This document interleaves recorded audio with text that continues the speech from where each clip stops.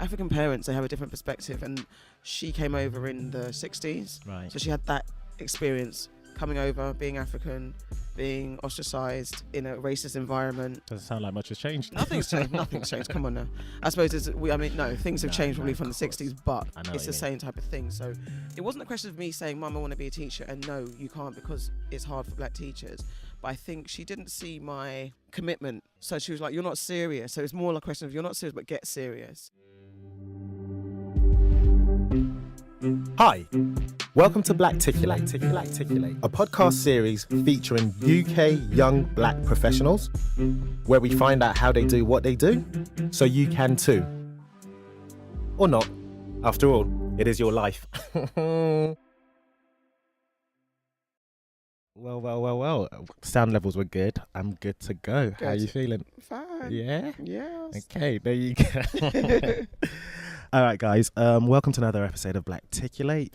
We're all about featuring UK young black professionals, and we try and find out exactly how they do what they do so you can too. And the voice you heard earlier on is Akua Gyamfi. Well done. Well done. Did I nail it? Almost. Almost. Well, tell us. You paused on the Gyamfi. I wanted you to say it in one flow. Okay. Again. Akua Gyamfi. Thank you. And I often do this with all my guests, and it's not laziness, but it might be. But do tell my bosses, the listeners, who you are, what you do, and we just pretty much have a conversation from there. I'm Akua Gyamfi, and I'm the founder director of the British Blacklist, an online platform which celebrates British black talent in the arts and the wider diaspora. Boom. You said that before. A few times. Yeah. You didn't even pause. You nailed it like cheese. Sometimes I don't nail it, so my mind was working overtime. Okay. Sometimes it takes a while to deliver it so smoothly. Brilliant. Well, that in itself it's no mean feat. It actually seems like a juggernaut, having a database of British black, and I assume that's African and Afro-Caribbean when we say black. Yeah. What's up? Yeah. Who are in the arts world. Yeah. Is that art specifically, or are we looking TV and like theatre? To encapsulate it all, I say the arts. Right. Some people have different opinions of what the arts necessarily is. It What's could yours? just be, well, the arts for me is screen, stage, sound, literature. Okay. And that's it. And everything that comes within those umbrella titles. No, that makes sense. So let's join those dots. Let's start from the very beginning. I don't know this Very song. good. What Sound of Music? Oh my God, the way you sang Oh, it. wow. Whew. On my own show, you know. Wow. I mean, I didn't. Sorry. No, true. Facts. Okay, yeah, let's start from the beginning. Like, growing up, is that something you always wanted to do? Like, look at the screen, TV? No. I think as a young person, I always liked entertainment in some way, shape or form, media, celebrity, culture. When you say liked it, as in it's just you consumed Yeah, it, I like, consumed a reading. lot of. So my magazines growing up were like, we had things called Black Beat, Word Up. These were like hip hop magazines and R&B magazines that we used to get. They were from America, imported and sold over here. And then in my teenage years, it was The Source and Vibe magazines. They were my life and my Bibles. Yeah. Hip hop head, serious hip hop head. R&B was R&B and hip hop was hip hop back in them days. I'm sounding so old, but yeah, it's the truth. And I used to watch the Oscars from a very young age. I used to stay up and really watch the Oscars, and I used to imagine myself giving an Oscar speech, but I never wanted to be an actor or director. I never thought about that. I just loved the whole That you wanted to be on awards. stage and give us a speech. Yeah, I Love just it. love for no reason. I just love myself like that. So I loved that, and MTV Awards used to be amazing, spectacular. Again, not like what it is today. There was the production levels in MTV, the MTV Awards. So those are the two awards that I watched, and in all those magazines, kind of I had that deep interest from that perspective, but I didn't know what I wanted to do. Yeah. Did you know? I mean, obviously you saw yourself potentially in that field because It wasn't even a career-wise. It was just kids' fantasy, just imagining stuff, but just liking the whole thing. But I think it started to. If I may, sorry. No, go on. Yeah. But the thing is, like, yeah, you can have a fantasy and you can almost probably even say that out loud. But I tend to think, especially with our culture, right, parents aren't necessarily going to promote or be an advocate for that. So was that why it wasn't a career? Maybe because I think my mum, typically hardworking Ghanaian mum, she was a midwife, crazy hours. She just said, like, do well, don't get pregnant. Those are the two things. Education, don't get pregnant. That's it. Wow. So that's the rules at home. Like, and then it's like, okay, well, cool. But I mean, life gets in the way, and if you're not I was always good at English, so this is where Okay. things do come full circle when I look back on it. But at that time, as a teen, I was like, I don't know what to do, what I want to be. I'm great at English. I think remember saying I wanted to be an English teacher, but my mum was like, well, it's quite hard for black teachers, but that's from her perspective at that time. Yeah. So I thought, well, I can't be a teacher then potentially, and then I said I'm going to be an artist, and literally because I was really good at fine art. And I thought I'd be an artist in Paris. I really thought that could happen. Nice. Again, mum was like, okay, that's not realistic. So then in school, I was kind of like that bad child that used to talk a lot and cause trouble. Not a lot of trouble. Okay. It's just mathy, as they say. But so I just didn't focus. But the only thing I couldn't fail at in all my nonsense and messing about with my friends was English. Like English and art. Then they were my best, strongest GCSEs. Let's put it like that. I could not fail even when I missed about. So I think that's what followed me. Did you carry that on then? English? No, I left school and just went to college and just did what my friends did. Which I think was? we did what did we do?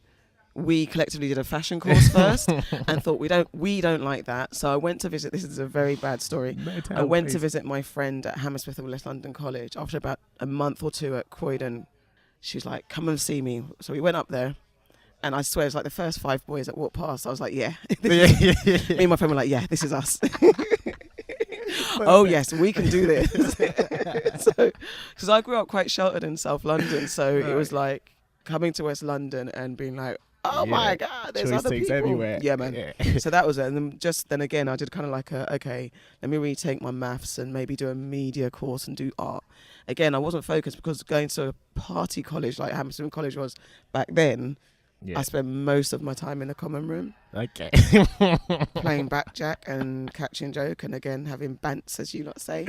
Yeah, fair play. Don't age yourself like that, as you lot say. We all say bants. But no, we didn't say it back then. Okay, it was cussing. Stuff like that. You speak about your mum. Well, you have spoken about your mum and the fact that whenever you potentially said you wanted to do something, did she shut it down? No. She didn't shut it down. It wasn't that. It was African parents. We come from. So your dad and mum are together? No. Okay. But African parents, they have a different perspective, and she came over in the 60s. Right. So she had that experience coming over, being African, being ostracised in a racist environment. Doesn't sound like much has changed. Nothing's changed. Come on now. I suppose things have changed probably from the 60s, but it's the same type of thing. So, especially African parents, I think it wasn't a question of me saying, Mum, I want to be a teacher, and no, you can't because it's hard for black teachers. But I think she didn't see my commitment. So she was like, you're not serious. So it's more like a question of you're not serious, but get serious. But where it's typical when my mum's working, a parent is working 24/7. They're trying to make sure that she's trying to keep me off our version of whatever was on the streets them days and trying to make sure that I'm a good girl that stays on the right path, doesn't get pregnant because she was a midwife. It's also playing in her mind because hence that narrative. Because she used to get quite a few girls from my area and schools coming through, and I'd get girls like saying, I saw your mum, she was lecturing me, I don't know, I had my baby, when they're pregnant. Teenage pregnancy, Going into the labour ward and seeing Akua's mum, they're like, oh, mate, gonna get that lecture from auntie. So those were her fears, but also it was a kind of like, you've got to work it out, figure it out, because otherwise it's go and be a nurse then and do something like that. Okay, was that, I was going to say, what was her, insofar as shaping your career? I think she just wanted, because she said, you're clever, do something with it. So I think she kind of, I suppose for her, she did nursing and that was it. That was what you did. You have a nurse, lawyer, doctor kind of thing, accountant, engineer. Yeah. Fit into one of those categories, because otherwise creative stuff is not her. And I understand that she didn't come from that life. Again, that generation of Ghanaians or African parents they don't see creativity. I wonder what she thinks about what you do now. Now she doesn't understand it, but she likes the fact that she's seen me on the news. And oh, bless. Okay, before we do jump so far forward, let's continue those dots. So you went to Hammersmith, you dusting around, you were having and I got kicked out. You got kicked out. Okay. It's fun. I like telling this story because it's like you can make it back from hardship. Of course. And being mashed up. Of course. So tell us, what was the next steps? The next step is when I got kicked out, Mum was like, is it? So one thing I could always do was hair. I was always good at doing hair. Just used to do my friends' hair and stuff like that. So in that period of me trying to work out what I was going to do, Mum said, you're not sitting in the house and being idle. You go and work with your auntie. So my auntie had a home salon in White City. Oh. So I went there as punishment, but essentially that really built the groundwork for my hairdressing career. Right. My auntie was no nonsense, Of course. and she didn't have it, and I had to be there on time. But I loved it, even though I was working with my aunt. You know, sometimes working with family can be a bit stressful. Yeah. But it was really good. It really shaped me. So I did that for the summer period, and then I applied for college again. Did a performing arts course. Again, it's just following my friends a bit. Yeah, I was going to say, why did you apply for college again? One, I had to go back to college. I knew that much. Okay. So I think that's one thing. You can be, when you've got that, you've got a solid upbringing. Might be a bit troubled and go a bit left and right. But when you've got that parent that's had your back, makes noise in your head all the time, you kind of can't steer too far off the path, because it's like I knew I had to do something. Didn't know what I wanted to do, but I had to do something because I know I had my mum in my head. And you wanted to make her proud. Yeah, you do want. Yeah. As much as kids rebel, they get into stuff, but you ultimately don't really want to let your parents down, especially when you know your parents work really hard. Yeah. So went back to college and did performing arts for 2 years, and I was actually, even in amongst the messing about, I still hadn't learned my lesson, but did pretty well. And my teacher was like, you could really do something with this if you just focused. So like when performing arts, you mean like actually acting in front on stage, or was it behind the scenes? No, it was acting. It was drama. There was some theory. To be honest, I actually can't remember what we did. I just remember scenes now I was in the class with Charles Venn. We call him Chucky. Okay. He's in Casualty now. Ah. So we were in the same class. Now, there was a time when we had to do a monologue. That was our assignment. And he did Muhammad Ali, a monologue from, I think, Rumble in the Jungle or something like that. So he did a monologue. It was amazing. My friends and I, we're like, oh, damn. Yeah, if this is the levels. This is the level. Because I remember I tried to do the monologue at the end of Menace to Society when Kane is dying and he reflects on what he'd done wrong or whatever. I tried to do that and I delivered it half-assed. Right. In comparison to what Charles did, I'm like, wow, now we know why Charles is a successful actor and why I'm not. But it was funny looking at the levels. But he knew what he wanted to do from day one. I always say, I interviewed him once and I said, like in that moment, I'm like, it's so amazing that you're doing what you're doing, because you knew, age 17, 18, you knew, and I was just messing about. There's something to be said about that. But you can always still find your feet, which you clearly have. You can. Right, which is, I guess, the story we're still going through. I know, it's a long story. No. But I mean, trust me, that's when I'll cut it down. Don't worry about that. Okay, cool. I'm playing. So you went back to college and you were doing performing arts, right? So this now you're starting to get yourself... You're moving yourself away from, I guess, the hair and beauty, so being a hairdresser, back into the industry of media. And is that fair, or were you still doing them simultaneously? No, I wasn't doing hair. Did I still work on I think I still worked at my auntie's on the Saturday. No, I think I left. Because I tend to find out in our generation, definitely, we've got a lot of people who've got the entrepreneurs, side hustles, they do things. You need the side hustles, because my hairdressing came back after I did the performing arts, because like I said, I did the performing arts for the sake of doing performing arts because all my friends did it. And then when I left, I was like, well, I have no plans to do performing arts. I was never going to be an actor. I never had that vision for myself. Yeah. The only thing I'm good at is hair at that point. So I found a friend of mine from college said, oh, look, this girl's looking for a stylist. So there was a stylist in Ladbroke Grove, went there and started working there when I left college. And then I was there for maybe a good 5 years. Just out of curiosity, and I know you're probably going to tell me you have, but have you ever actually had to apply through the front door for any role, any jobs you've got? Yeah. You have? Okay. Yes. Because you said your friend had this, your auntie had that, so it always seemed like, There was connections there, because it's just, when you look back at the guidance and I think I've been blessed to have the right people just steer me in amongst my confusion. So yeah, the job at the hairdresser was great. 5 years of amazing stuff. 5 years that showed me that I was a fantastic hairdresser. But you still are. I mean, I it's still a skill am, set. Yeah, but I think my skills have gone down because I don't do it so much. Okay. But at that point, when you're not making any money Money's and you're money, making money, it's money, isn't it? It's a job. And it was decent. And them days there, like I said, it wasn't as, well, depending on, I wasn't very, materialistic. Right. So, yeah, buy clothes and all that type of stuff, but not like... Even though you're influenced by The Source and all those magazines, materialism wasn't a thing? You didn't do those big chains? No, I think, you know why? My mum kept me grounded, you know. Mum's the one, when I wanted, the in trainers and stuff, Mum would be like, is it? Well, I haven't got the money for that. So then I had to find a way to look good without having the name brand. So I grew up without having name brands. So when it got to the point when everyone was going nuts, because when we were in college, it was Stone Island, it was Moschino, heavy stuff like that. I can't remember Averex. Was Kappa big then? Nah. Okay, gotcha. No. No. No. It's all like you had to have some sort of Moschino, Versace, all that type of stuff. And I don't remember buying any of that, but I still managed to look good. Yeah. So help us join the dots then closer to when you first started. British Blacklist. Yes. So that was... Because obviously you'd say now performing arts, but then you became a stylist. Became a hairstylist. I was doing hairdressing and I started to do hair for celebrities. I did like a few music videos and stuff like that. So I got a touch of that world. And then at the last moment, I did a Paris Fashion Week for a stylist called Lance Lowe. And when he saw my work on that, he said, look, I want you to be my assistant. So I was like, cool, can do that. Then I became pregnant and then I realised I couldn't do what because he did big styling, big long shoots, long days, long hours. And I was like, I can't do that. So I'm going to have to reassess my life. So I went back, studied multimedia. Then part of that course requirement was to apply for uni. Applied for a journalism degree, and that's that. So then from that, work experience at Channel U, worked at Channel U, left Channel U. Someone again said, oh, look, there's this job going at BBC. Had to go through the front door and apply, do an interview for that. Got the role there. What were you doing for your channel, AKA, or Channel U? Channel U, once upon the original title. Yeah, for sure. I was doing a multitude of things. It was so ad hoc. I did admin. I did website management. I supported the guy picking the videos. I did content researcher. I was a researcher on the Ill Out show of Ace and Viz. Okay. So there's a bunch of stuff.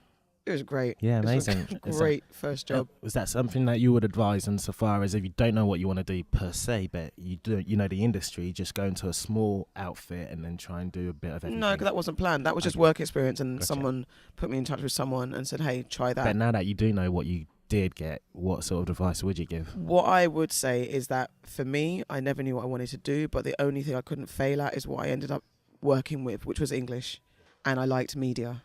So those are the things that took me... That were consistent throughout and still continue to serve you well. Yeah, exactly. So I think it's looking at what you're good at, and you might not necessarily like what you're good at, but if you do that, it opens up different doors. Like I said, I was doing hairdressing, media environment.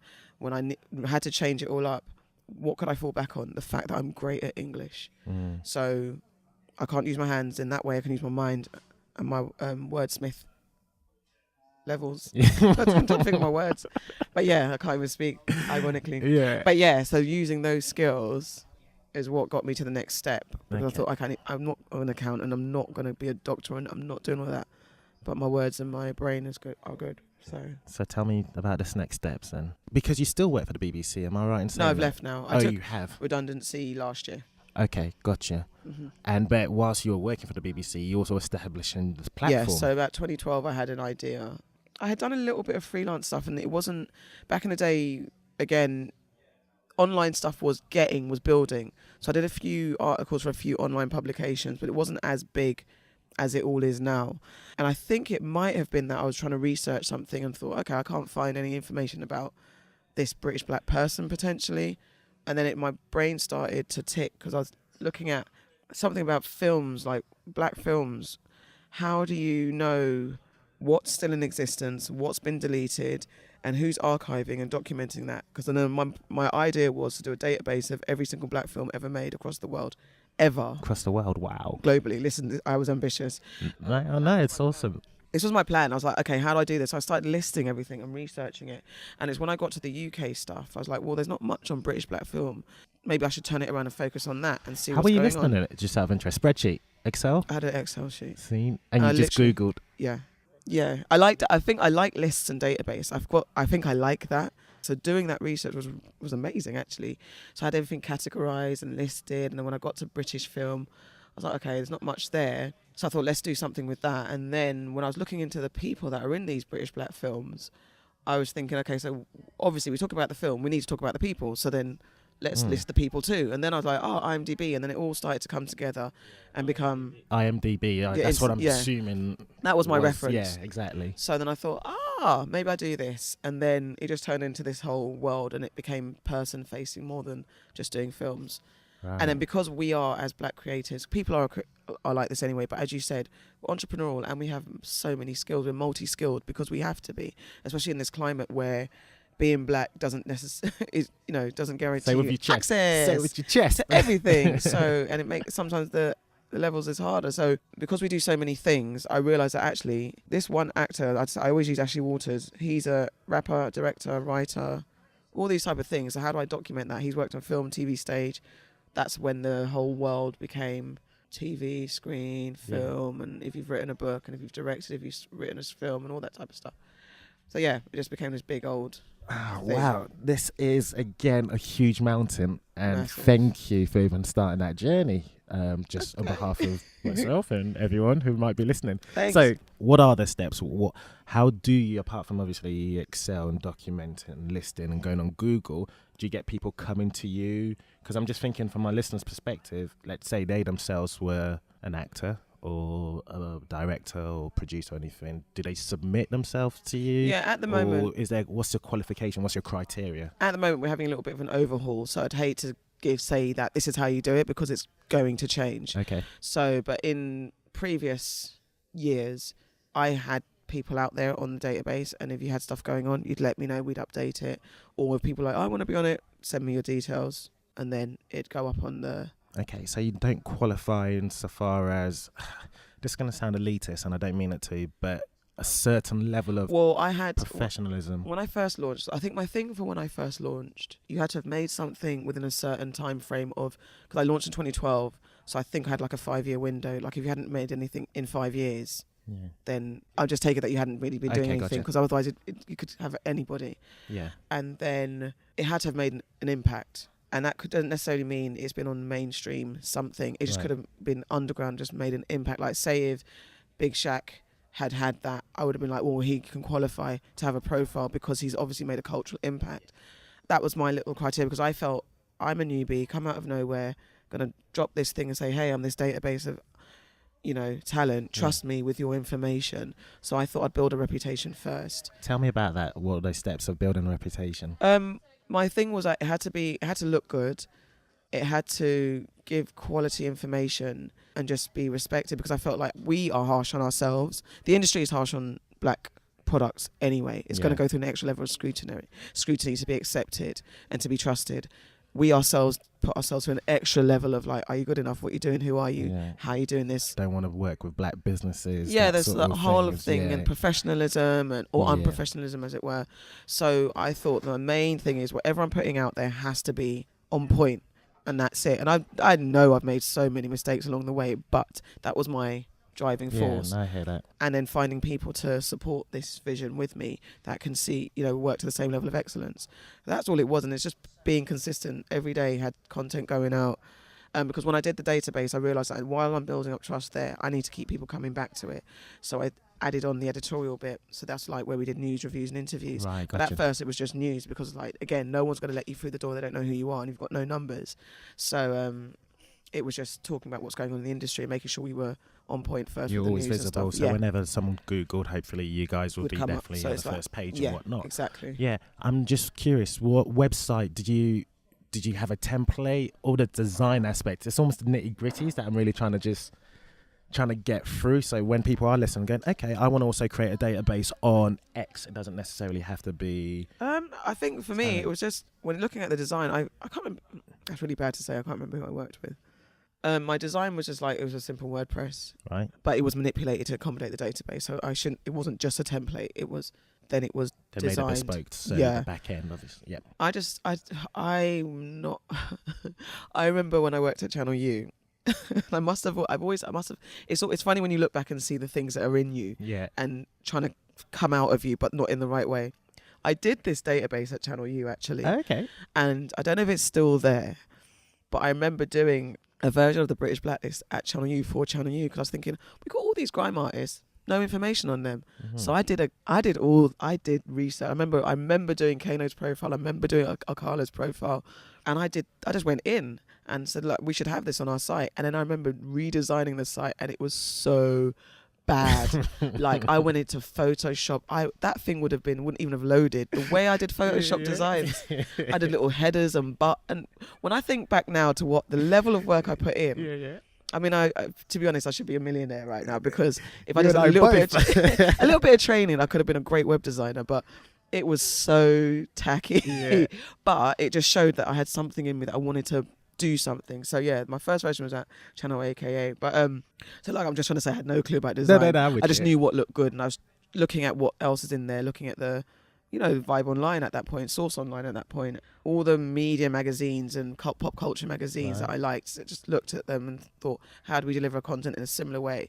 Looking at the level of excellence and the language that we use and all that type of stuff. Which in itself is actually great advice as well. Fundamentally, there's no point reinventing a wheel, right? Just slightly, borrow, copy and paste. Well, it's not.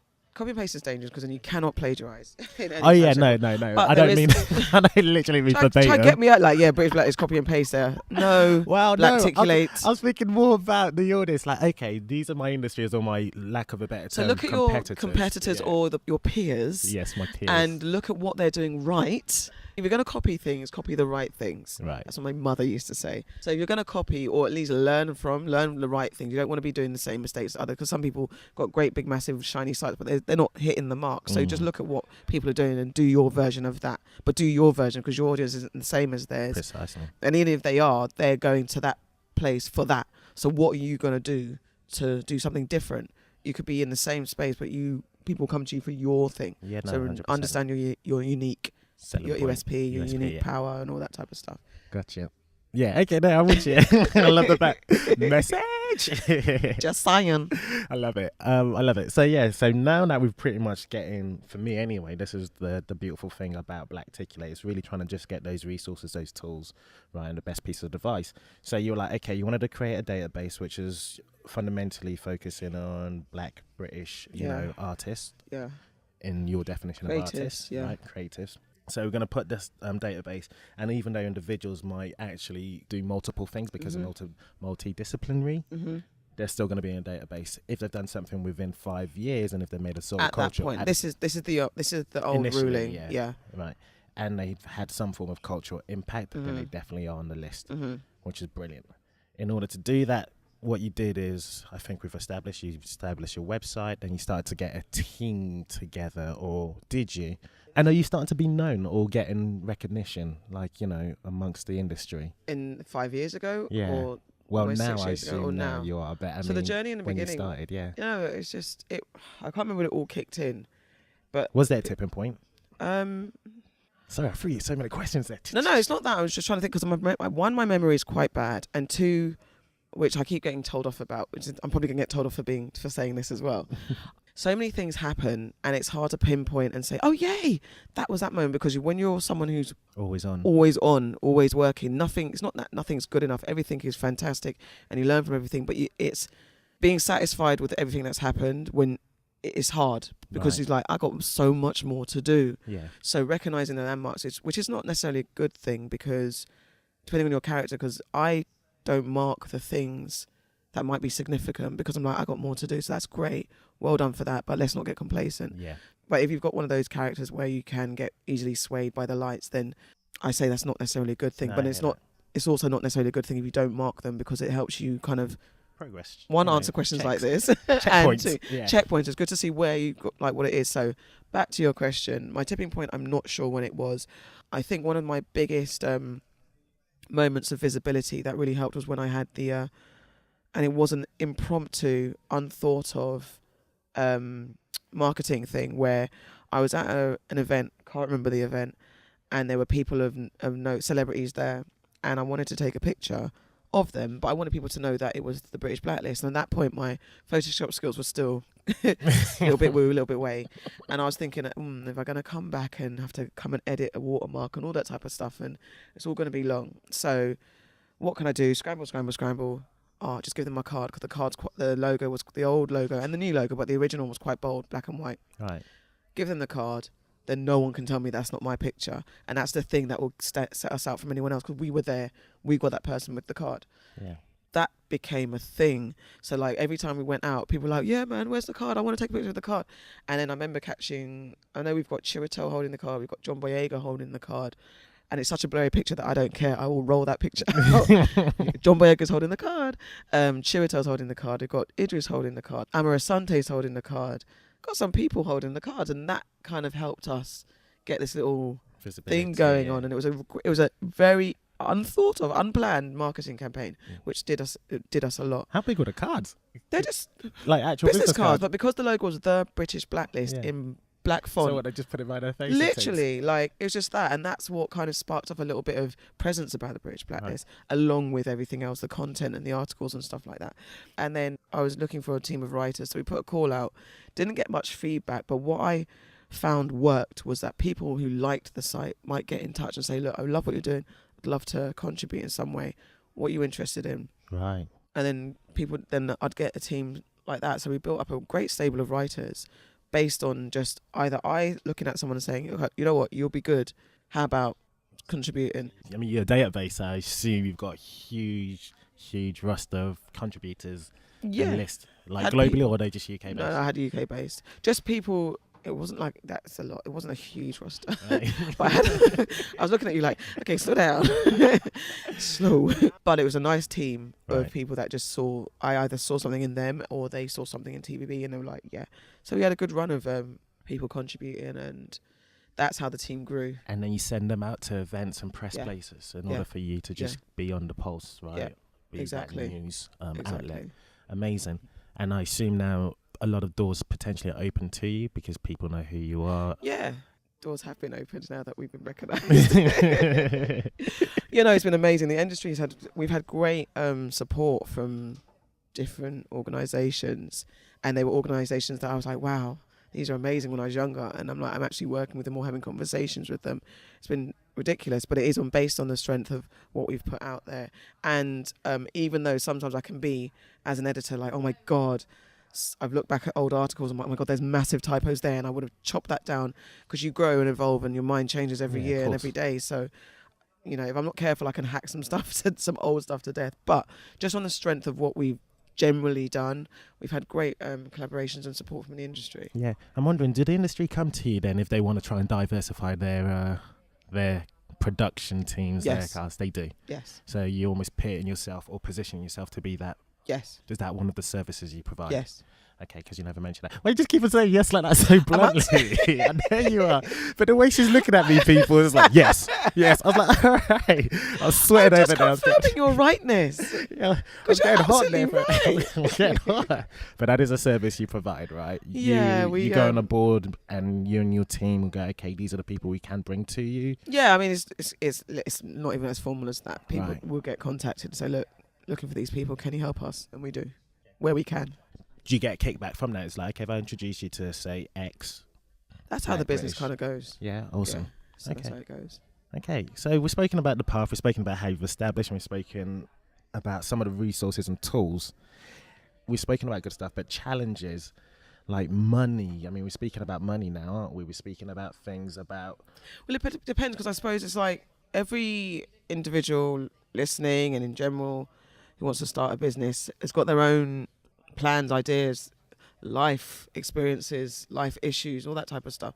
Finances is always a problem if you don't come from money and you don't have that legacy money or generational wealth or stuff like that. So the only thing for me is just be consistent and do what you love and be good at it. What does that mean, Because be good at it means... or can you recognise when you're not good at it? I guess the market will will tell you. So, like I said, I've looked back on stuff where I know that I was tired. I was trying to juggle 10,000 things, and then I put out an article that wasn't edited well enough because I had, like I said, I've seen typos and stuff like that. That happens. Mm-hmm. But then that goes to show, okay, where am I going wrong here? Because that means I need to sort my team. I need more support. So some people don't recognise when they need support. Some people don't recognise when they need to take a break. Some people don't recognise when their business is just failing under the leader's short-sightedness. So that's where I think where you can be going wrong and stuff like that. You've got to be, so being good is not just about actually your site is good, so, and we like it. It's more about actually being a good leader, a good self-employee, because you're employing yourself to do something. Yeah, it's a bit ambiguous saying be good, but be aware of what you're doing. Do it to the best that you can do. And if you feel like you're not doing it to the best, look at who can support you, because I think I know where my weaknesses are. I know that I'm not good at everything. So I need to know who's good at it, find that person and get them on board with what I'm doing, and let's keep it moving. Yeah, it's maybe it's hard for me to answer this. No, I get it to a certain degree, but I think for my sake, and when you say be good at it, I understand, put out whatever you'd want to consume yourself. Yeah, Right. But furthermore, there is sometimes you can be blinded by passion. Yeah. Right. And therefore, if this isn't our wheelhouse, how do we understand that and cut that off? But you're saying don't cut it off. Find someone who can actually support. Well, if you think, I think if your audience is saying, yeah, we like this, cool. If they're not responding, look at what you're doing wrong. Because, and again, it depends. And if this is just a side project, cool, you can just keep doing it. It might be wasted energy at the point, but if you feel like you're just serving 3 fans and they're happy with what you're doing, that's cool. But if you really want it to be your business, then you have to be smart quickly, or, as soon as you can get like, this isn't working. How do I do this? How do I sort this out? I don't think this is the best thing. It's not the best straightforward advice. Because it isn't just about be good. Yeah, I guess. And also the business in of itself, there's no cookie. There isn't. I think that's why it's cutter. hard because, again, someone could be listening to this and, I'm going to do it. It's not going to be everyone wants to do a database. So I can tell you how I did a database, or I can just tell you how I'm working it out, being a self-employed entrepreneur. And what I've learned is that my thing was, it has to be black excellence. It has to be excellent. You want people to trust in your brand. You want people to like your brand. You want people to buy into your brand. So you have to be good at what you're doing.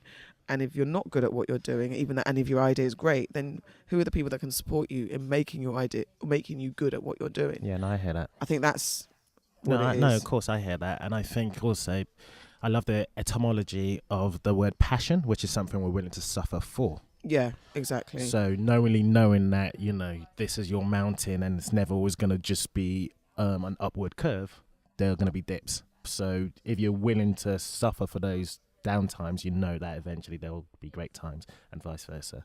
Or was that a bit too convoluted? No. I think... Did that make sense? No, it makes sense. It's just you can have passion for something, and being blinded by passion is a problem. Being driven by a passion is great. I'm drinking this apple juice and I love this apple juice and I'm driven. I'm going to start selling apple juice. Yeah, but are you supposed to be selling apple juice? You're supposed to be working on the British Blacklist right now. So there's that type of... Your passion might not always be the right thing. It's just you might actually really like it, but then you're doing it in the wrong way. I know. Do you know what I mean? I definitely know what you mean. At the end of the day, and that's what I mean. It's something we're willing to suffer for. So if we know that when the hard time comes, we're cool with that. That makes sense. It's like actually apple juice is like, if the hard time hits, what am I doing? How much am I putting in? Nah, allow that. I'm out. Exactly. Yeah. That's it. That's exactly it. Because that's what I'm saying. Because passion can passion about bare things. I've got ideas all day long. Okay, so that is definitely a challenge in of itself. The financials and also bringing teams on that can help support. Bringing teams on and managing teams and making sure that the team's getting the best out of what they want, because you learn as you work with people that some people have got their own hopes and dreams and ideas as well. So as someone who's a leader, you've got to manage that and make sure that your team's being served the best way that they can, because you have turnover, people come, they go, they stay and all that type of stuff. So it's just understanding what people want as well. When you're there pushing your passion, you've got people on board that are supporting you. You have to remember that they're also sacrificing time. So making sure that their passions are being met. Yeah. So you can actually fulfill that. Yeah. You got any stories where you haven't? No. Look at that. That'll kill it. I'm a great leader. I'm a fantastic leader. Okay. Yeah. I mean, it's not human relations, but I think, I've always been quite open, honest, and you can speak to me about anything. So I'd like to think that I've been a decent leader. No, well, we'll get maybe some of your staff members on Blacticulate as well. They get the scoop. Come and expose. She's a taskmaster. Hey. Okay, I do want to round this up and hit you with the quick fire questions as I do with all my guests. Cool. But prior to that, it's all about paying it forward. Any black businesses, services or products that you use regularly that you want to shout out? Wait, let me think. Ooh. This is from a female perspective. This is actually, no, it's not from a female perspective. It's from a fashion perspective, I should say that. So Love Yaya. Love Yaya. Her belts are amazing. Okay. And then her sister, As Black as Love, Queer Afosuheni, is my custom bespoke clothes maker. She makes clothes ridiculously. Give her any picture and she'll design. Man, and she does male and female fashion. She's ridiculous. So those are my my go-to black businesses that I always use. Just shout out the Black British Business Awards, shout out We Are Parable, shout out the New Black Film Collective, shout out the Caramel Film Club, shout out the Colour Network, shout out Shout out everyone black and British doing their thing. There you go. I like it. So who are you here to support? Everyone black. Issa Basically. Rae. Yeah, I love that. When she's Basically. do you see that? Yes, I did. Yeah. And I agree wholeheartedly. No, 100%. Okay, so you ready for those quick fire round questions? Sure am. Okay, so if you could do a TED talk other than your profession, what would it be on? Being a mother. Being a mother. Tell me more. I know those are going to be quick fire questions right now. Tell me more. I think being a mother in business. You want it to be quick. That is true. Touche. Okay, your last £5 on earth, what are you spending it on? Oh, sherbet pips. Sherbet pips. They're ridiculous. Okay. They're amazing. What is a superpower that you wouldn't want? To read people's minds. Okay. Blacticulate is black action articulated. So I'm all about words and articulation. What's your favourite English word? Kumquat. Kumquat. What's that? It's a little orange. It's been my favourite word for no reason since I was young. I just love kumquat. Kumquat. The word success, who's the second person that springs to mind? The word success, the second person. Someone else has asked me that. I don't The know. second. The second person. The second person. Mm-hmm. Why would I? You see, makes you think a little, as opposed to just doing that deep for Oprah or someone like that. Obviously. Yeah. But why would I think about the second person? Just so you know that, it's real out here. Okay, quantify Okay. success. Exactly. Well, to your definition of success. My Go mum. ahead. Amazing. Who's the first, just out of curiosity? Oprah. Okay. Obviously. Do you see yourself as a success? Yes. So You asked me a question. You want me to expand on everything I say? No, on the contrary. Okay. I love that. I saw the face. Yeah, no, I do. Well, thank you. My face. And I guess my penultimate question, before I do ask, the bosses, the listeners, how they can find you on the World Wide Web, is how would you like to be remembered? As a good mother, a great businesswoman, and a decent human being. Right. Do you not feel like you're that already? You said, what do I want to be remembered by? I'm teasing. I think you are. And how can we find you on the World Wide Web? And when we do, what would you like us to do? www.thebritishblacklist.co.uk, at Brit Blacklist on Twitter, The British Blacklist on Instagram, The British Blacklist on Facebook, and obviously subscribe, and enjoy our content. Yeah. Always looking for new writers, actually, so if you want to be a writer, have interest in the arts, holla, info@thebritishblacklist.com. Very simple, straightforward. Other than that, I've got stuff going on, so yeah, I might be back. Yeah, okay, you'll be back on Blacticulate. Yeah. You heard it here first, guys. Okay, well, it's been an absolute pleasure, and thank you very much for gracing us with your voice.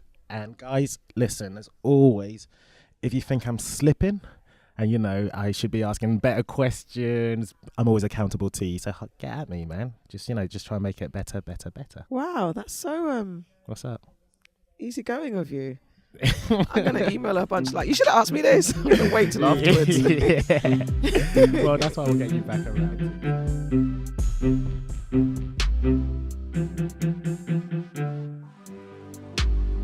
Hey guys, we really appreciate you listening, and if you have any feedback, please leave it in the comment section below. Also, all the info about the guests, the links and the resources we speak about will be in the description below. And last but not least, please do get in touch if you can teach us how you do what it is you do, because after all, Blacticulate is all about empowering and upskilling the community. Thanks guys, you're the best. See you soon.